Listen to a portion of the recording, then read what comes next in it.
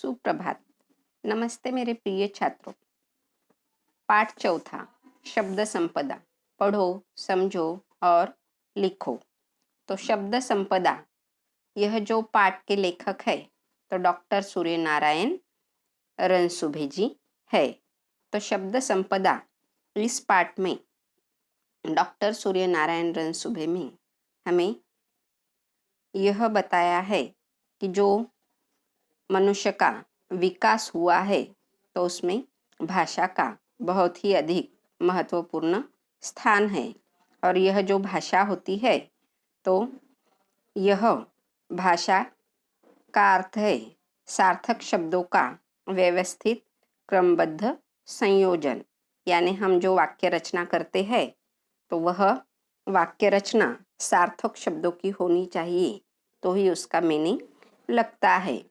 तो भाषा यह बहुत ही विचित्र होती है।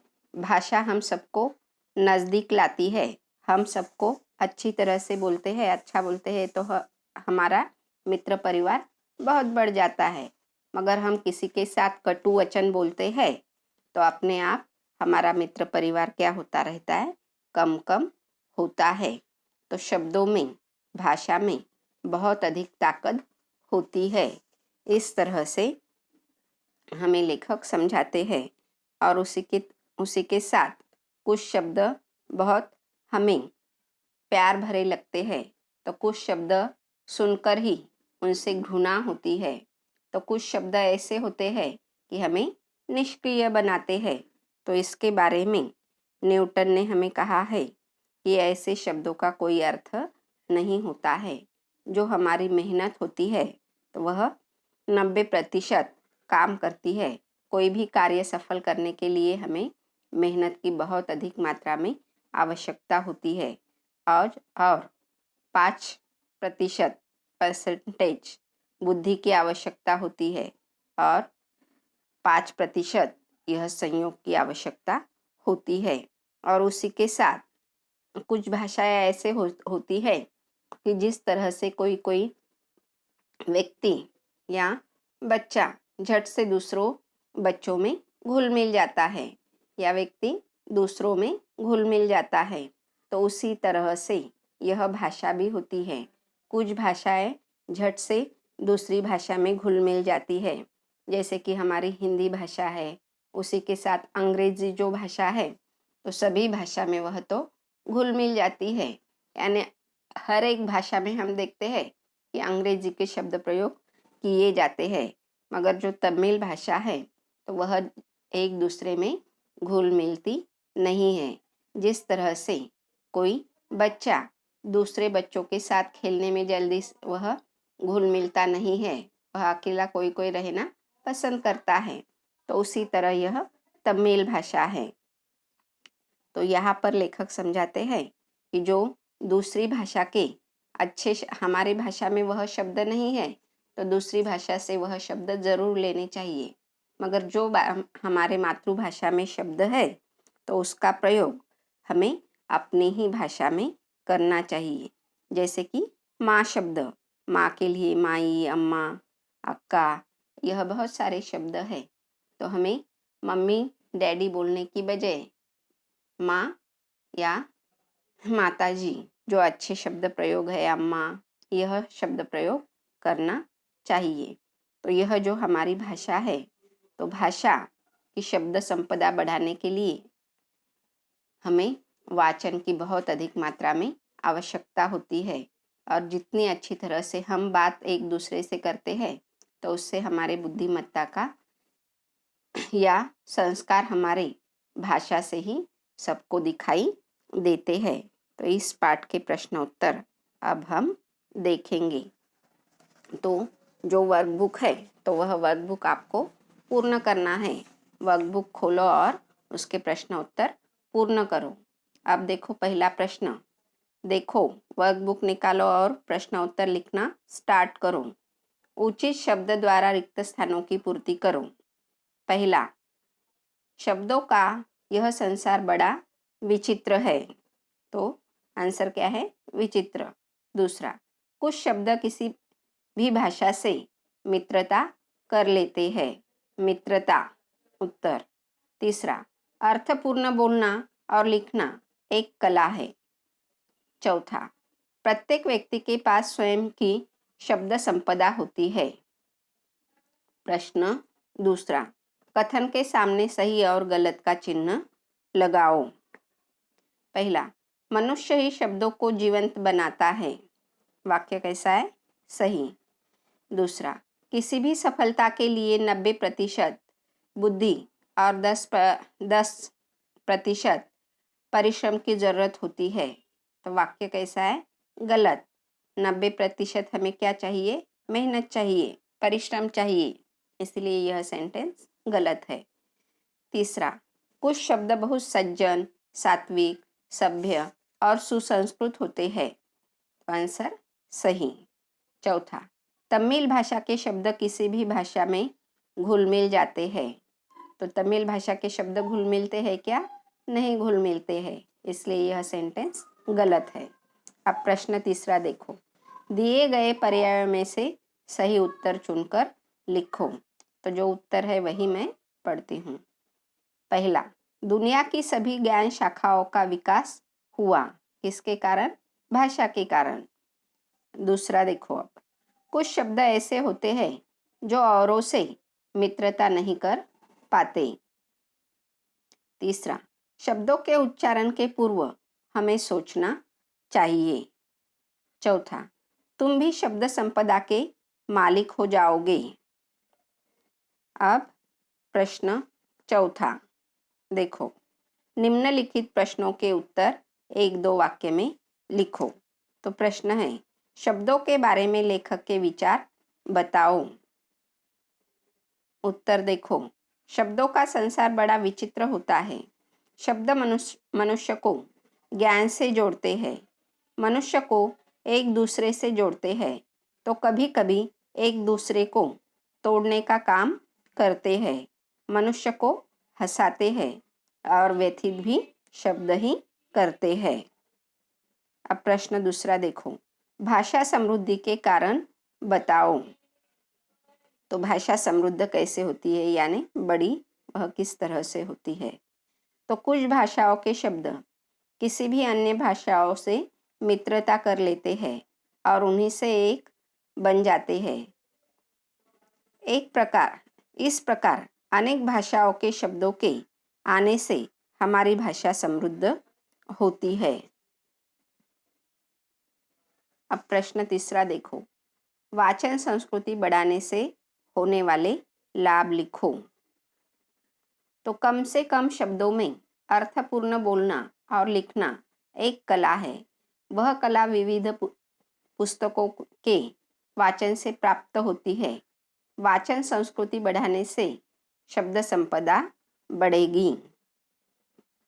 तो यहाँ पर प्रश्न उत्तर आपको यह मैं जो दे रही हूँ वही नहीं, तो आप आपके ओर से भी प्रश्न उत्तर लिख सकते हो, आपकी भाषा में भी वह लिख सकते हो।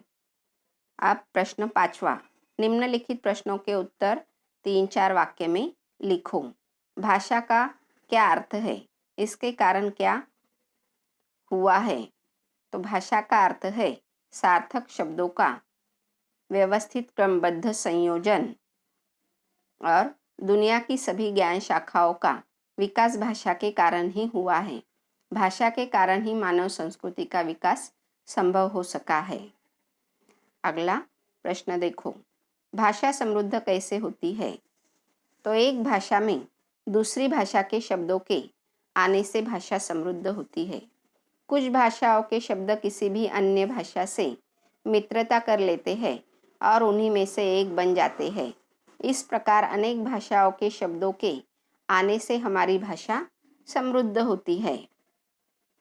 तो यह प्रश्न उत्तर हुए हैं। आप देखो व्याकरण और भाषा ज्ञान।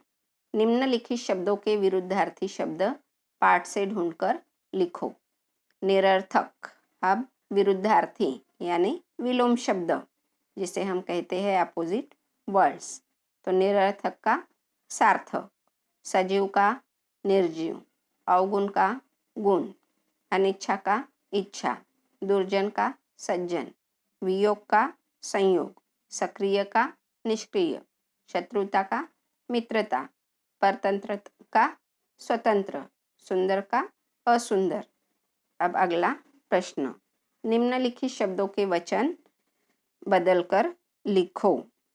तो यात्रा, यात्राएं, संस्कृति, संस्कृतियाँ, भाषा, भाषाएं, संसार का संसार ही आता है, नमूने, नमूना, ध्वनि, ध्वनिया, तरंग, तरंगे, कला, कलाएं, दरार, दरारें। अब भाषा की ओर आगे देखो। नीचे दिए गए वाक्य पढ़ो और उपयुक्त शब्द उचित स्थान पर लिखो। तो लक्ष्मी मिल, मिल यहाँ से 10 मील दूरी पर है। तो मिल यानी एक कंपनी जो होती है, तो वह उसे हम मिल कहते हैं। और मिल यानी क्या, 1 कोस 2 कोस दूर रहता है, तो उसे भी हम मिल कहते हैं। प्राण छोड़ दूंगा पर प्रण नहीं छोड़ूंगा। प्राण यानी हमारा जीवन, और प्रण यानी जो हम निश्चय करते हैं उसे क्या कहते हैं, प्रण। हंस को देखकर रुचिका हंस पड़ी। तो हंस यह क्या है, पक्षी है, और हंस पड़ी यानी हंसती है। शब्दकोश में कोश शब्द मिलता है। तो शब्दकोश, शब्दकोश यानी क्या, डिक्शनरी। तो डिक्शनरी में कोश यह शब्द हमें देखने के लिए मिलता है। अब आगे देखो। दिन रात दीन दुखियों की सेवा करना सभी का कर्तव्य है। तो यहाँ पर पहला जो दी है, तो यह दिन यानी दिवस, जो सुबह हम जिसे कहते हैं दिन की शुरुआत। तो पहला दिन दी लगाया यानी दिन, और दिन रात दिन। तो दूसरा जो दिन है पिलांटी वाला, मात्रा वाला, तो दिन यानी क्या, गरीब, पुअर। तो दिन रात दिन दुखियों की सेवा करना सभी का कर्तव्य है। छठा, नदी के कुल जल समेट नहीं जाता। तो नदी के कुल यानी जो उसकी परंपरा है, तो कुल का, और कुल जल समेटा नहीं जाता। तो पूरा कुल यानी पूरा जल हम समेट नहीं सकते हैं। दिया दिवाली में जलाकर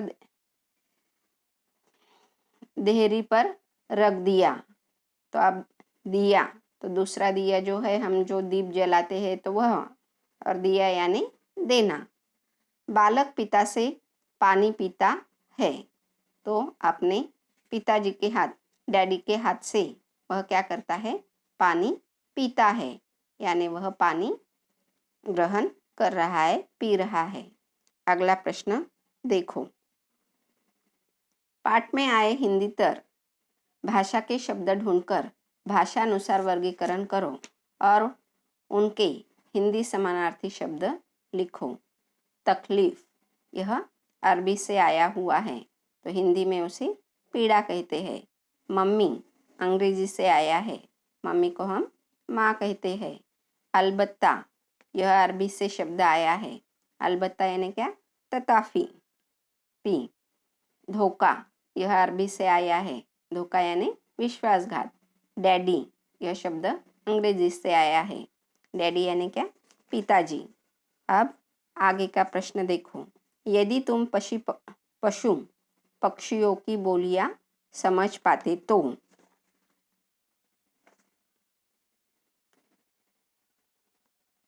तो आप यदि पशु पक्षियों की बोलियां समझ पाते तो क्या करते, यह आपको आपके ओर से लिखना है। यह मैंने लिखकर यहाँ पर दिया हुआ है, मगर आप आपके ओर से जो आपके मन में आता है वह आप लिख सकते हो, और लिखने का आपको प्रयास भी करना है। अब देखो, यह प्रश्न मैं पढ़ती हूँ। यदि मैं पशु पक्षियों की बोलियां समझ पाती तो कितना अच्छा होता। सूरज उदय होते ही पक्षियों की चहचहाहट शुरू हो जाती है। मुझे बहुत उत्सुकता होती है कि पक्षी आपस में क्या बातें करते होंगे। मैंने कई बार ध्यान दिया है कि जब सुबह के समय बादल होते हैं या हल्की बारिश होती है। पक्षियों की आवाज़ें अन्य दिनों से अलग होती है। ऐसे समय में सोचा करती हूँ कि शायद आज ये पक्षी दाना मिलने के बारे में ही चिंतित होंगे और एक दूसरे से यही कह रहे होंगे कि आज दाने की खोज में कहाँ जाना चाहिए, दाना मिलेगा या नहीं। यदि मैं इनकी बोलियाँ समझ पाती तो मैं जान पाती कबूतर सारा दिन गुटरगू करके एक दूसरे से क्या बातें करते हैं, चिड़िया क्यों सूरज निकलते ही चींची करना शुरू कर देती है। शाम के समय जब गाय घर लौटती है तो